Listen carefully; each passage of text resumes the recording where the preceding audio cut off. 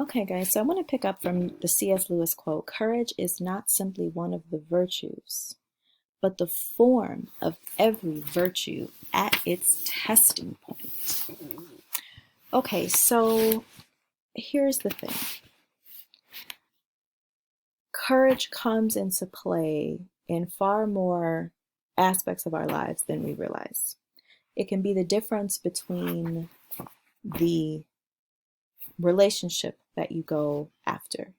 It can be the difference between standing up for yourself or for someone else, with your friends, with your enemies, with complete strangers. It can be the difference between you going after the career that you want, the job that you want, the dream that you desire, um, the promotion at work, you know, aspiring to be more. All of these things include and require courage. So really, Gryffindor sounds like a house that maybe many of us wouldn't be a part of because we might fear some things. But see, here's the important thing: courage doesn't imply that you don't fear anything. Courage implies that you're able to exercise it even when you feel afraid. So you know how to overcome your fear in pursuit of what it is that you want. And there is a great deal of courage involved in order to be good. Aristotle said that courage is the first of the human qualities because it is the quality which guarantees the others. You can't be creative with no courage. You can't be smart with no courage. You can't be funny with no courage, right? All of these things require courage, and a great deal of it. So we get some diversity as far as the characters who were admitted to Gryffindor in the first place. We've got Hermione, who's the brightest, right? She's the brightest of them all. Ron, who really doesn't. It's kind of curious because you kind of question whether Ron really belongs in Gryffindor or not, right? In the beginning, Harry, who really doesn't want to be in Slytherin, and then Neville, who seems very squirrel-like, much like Professor Quirrell, but we learn later that that Neville stands up um, to them when he's trying to protect them. And so he does have courage. It's just that he's picked on quite a bit by Crabbe and Draco. But it actually suggests that there are all kinds of courage, and that all kinds of courage must exist. That courage is just as varied as the people who were admitted to Gryffindor, right? It looks different for everyone. Courage looks different for everyone. It's not going to be, if you're courageous, you're going to walk around with an S in your chest and a cape flowing behind you. That's not what it is at all. So we find out very early on that all kinds of courage must exist before we really get the height of action.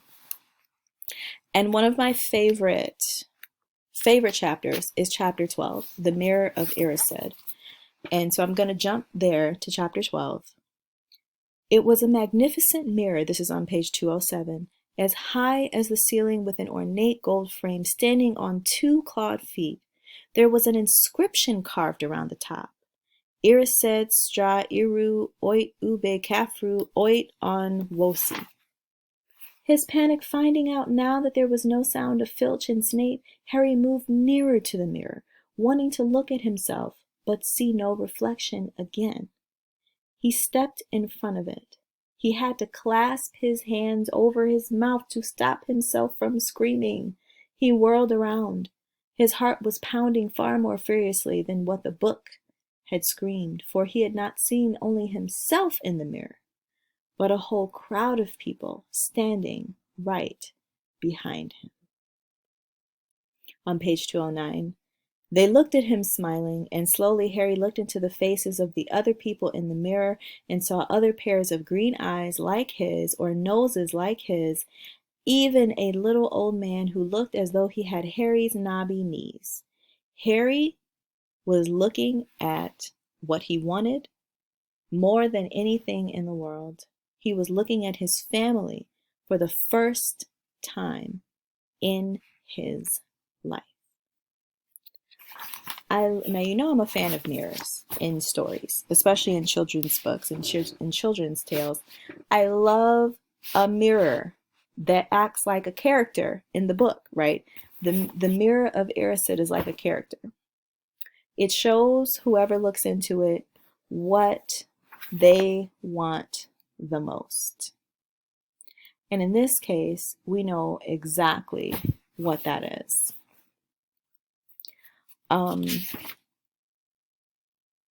The interesting thing, though, is that you can be distracted easily by the things that you want, so much that you don't live your life and you just dream all the time. And so on page 213, we get a message here from Dumbledore. What do you think that the mirror of Erised shows us all? And Harry says he doesn't know. He shakes his head. Dumbledore says it shows us nothing more or less than the deepest, most desperate desire of our hearts. You, who have never known your family, see them standing around you.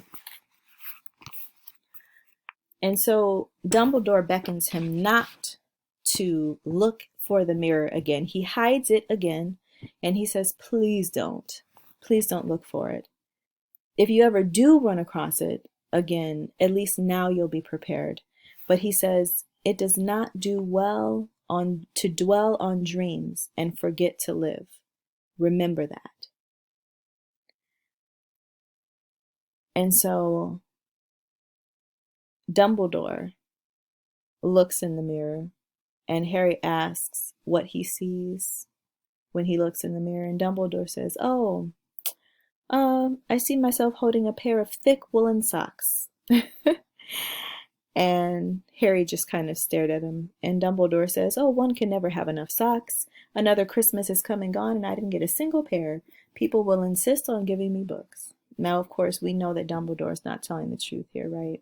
You know that Dumbledore doesn't want to share with Harry what he sees when he looks in the mirror, because obviously it's something that maybe is Dumbledore's weakness, or it's something that Harry is not ready to know about Dumbledore just yet. It was only when he was back in bed that it struck Harry that Dumbledore might not have been quite truthful. But then he thought, as he shoved Scabbers off his pillow, it had been quite a personal question. And so I think the thing to note here is that what one wants the most can potentially be their greatest weakness. And that's the end of the reading for this week, and that's the end of both of our handouts. I hope you enjoyed it this week. Next week we are closing out Harry Potter. I did my best not to do spoilers because I know you still might be catching up on the reading. But next week probably going to be some spoiler alerts because we're ending the book. It's our last chance to discuss the book. And if you're having questions, please reach out. I hope you enjoyed this video, and I hope that you are immensely enjoying Harry Potter. I'm enjoying reading it all over again. Until next week, I'll see you then.